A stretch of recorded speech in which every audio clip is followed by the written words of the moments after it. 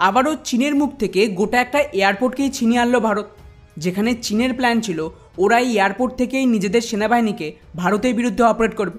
কিন্তু কী অবস্থা দেখ, চীন এই এয়ারপোর্ট দখল নেওয়ার আগে ভারত এখানে ঝাঁপিয়ে পড়ে এবং না কেবল এই এয়ারপোর্ট বরং তার সাথে একাধিক পোর্টকেও এবার ভারত নিজেদের কবজায় নিয়েছে।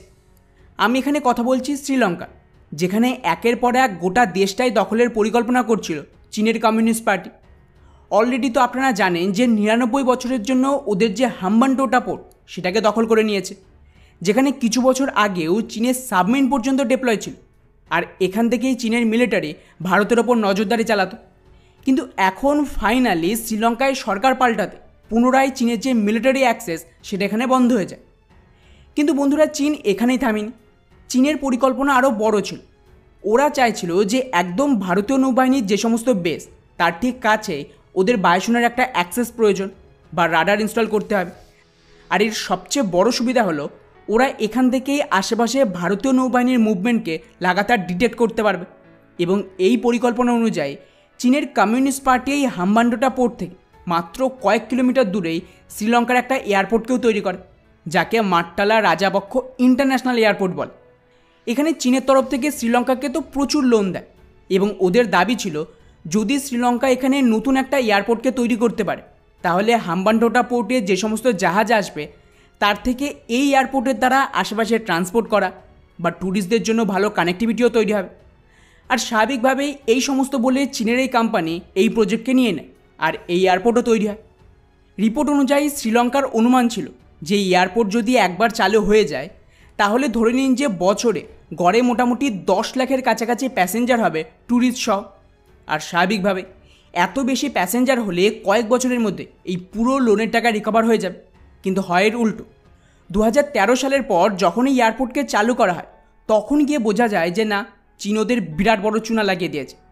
যেখানে বছরে 10 লাখ প্যাসেঞ্জার আসার কথা ছিল, এখন দিনে ম্যাক্সিমাম 10 থেকে 15টা প্যাসেঞ্জার আসে। মানে ধরে নিন যে বছরে 3 থেকে 5,000 প্যাসেঞ্জারও হয় না। অর্থাৎ এতে মিনিমাম ডিমান্ডও পূরণ হচ্ছে না। ফলে দেখতে দেখতে সমস্ত এয়ারলাইন্স এখান থেকে সরে যেতে শুরু করে এবং এই এয়ারপোর্ট বিশ্বের সবচেয়ে খালি এয়ারপোর্ট নামে পরিচিত হয়। আর এটারই অপেক্ষায় ছিল চীনের সরকার।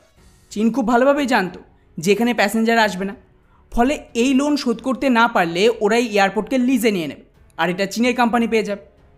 কিন্তু এবারে ভারত আর আগের মতন ভুল করেনি। চীনের আগেই ভারতীয় কোম্পানি এই এয়ারপোর্টকে কেনার প্রস্তাব দেয়। এই রিপোর্টটা দেখুন। ভারত চীনকে টক্কর দিতে এই এয়ারপোর্ট কেনার ডিল করেছে শ্রীলঙ্কার সাথে। যদিও মাঝে আবার শ্রীলঙ্কার যে পুরনো সরকার ছিল তারা চীনের কথায় এই ডিলকে আটকে দিয়েছিল, কিন্তু শ্রীলঙ্কায় সরকার পাল্টাতে নতুন যে প্রো ভারত সরকার এসেছে তার একটা বড় সিদ্ধান্ত নিয়েছে। গতকালের এই রিপোর্ট দেখুন। অফিশিয়ালি শ্রীলঙ্কার সরকার এই গোটা এয়ারপোর্টের যে ম্যানেজমেন্ট সেটা ভারত আর রাশিয়ার হাতে তুলে দিয়েছে। অর্থাৎ সোজা ভাষায় এখন চীনের সমস্ত প্ল্যানে জল ঢেলে এই এয়ারপোর্ট ভারতের হাতে চলে এসেছে। এখন চীন চাইলেও এখানে কিচ্ছু করতে পারবে না। এর সুবিধা হলো এই এয়ারপোর্ট ভারতের হাতে থাকলে একদিকে স্ট্র্যাটেজিক্যালি ভারতের ওপর চীনের যে একটা থ্রেট ছিল সেটা শেষ হয়ে গেল এবং ধীরে ধীরে শ্রীলঙ্কার পুরো দেশে ভারতের এতটা কন্ট্রোল থাকবে যাতে ভবিষ্যতে যদি সরকার পাল্টেও যায় তাহলেও কিন্তু চীন খুব বেশি কিছু করতে পারবেন। আর এখানেই শেষ নয়, অলরেডি আমেরিকার 500 মিলিয়নের ফান্ডিং নিয়ে আদানি গ্রুপ শ্রীলঙ্কার কলম্বো পোর্টেও একটা টার্মিনাল কিনে নিয়েছে। এছাড়া ওখানে সোলার এনার্জি প্রোগ্রাম থেকে শুরু করে অয়েল পাইপলাইন এমনকি অয়েল সাপ্লাই সবটাই এখন ভারত টেক ওভার করছে, যাতে এখানে কোনো সুযোগ না থাকে চাইনিজ কোম্পানির জন্য। কিছুদিন আগেই আম্বানির তরফ থেকে শ্রীলঙ্কার যে টেলিকম সেক্টর সেখানেও বিড করেছে আর হয়তো অল্প সময়ের মধ্যে এখানেও আম্বানির দখল চলে আসবে।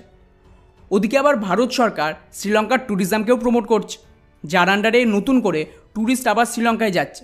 আর মোটামুটি 37%-এর বেশি শ্রীলঙ্কার ট্যুরিস্ট অ্যাকচুয়ালি ভারতীয়, আর এই সংখ্যাটা লাগাতার বাড়ছে। ফলে বুঝতেই পারছেন যে চীন আর কোনো দিনই শ্রীলঙ্কাকে কাজে লাগে ভারতকে থ্রেট দিতে পারবেন।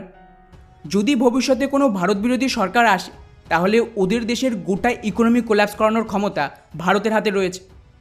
ফলে ওভারঅল স্ট্র্যাটেজিক্যালি আর ইকোনমিক্যালি ভারত চীনকে হারিয়েই শ্রীলঙ্কায় জিতে গেছে।